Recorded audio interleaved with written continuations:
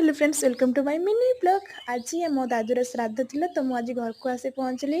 तो सब प्रिपरेशन सरला परे मो मामा ये पिपुड़ीश्वरी के खाया दौरान आम आड़े पिपुड़ीश्वरी कहती मैंने जोटा कि पूर्वपुरुष को पितृपुरुष को पिंड दे सारापर यहाँ श्राद्ध पड़े तो कम कहुए।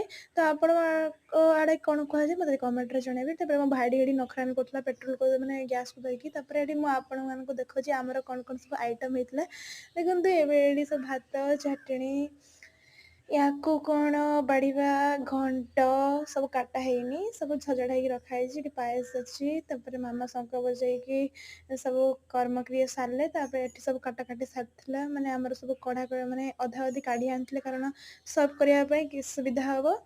तो समस्ते ये खायापी भी रेडी हो सारे। तो आमर इे सब काढ़ा भी सरी भात भी कटा सरी देखते किसी लोक बड़ लोक मैंने खाऊँ। ये मो निज प्लेट को पूरा सजे नहीं खाइबारे।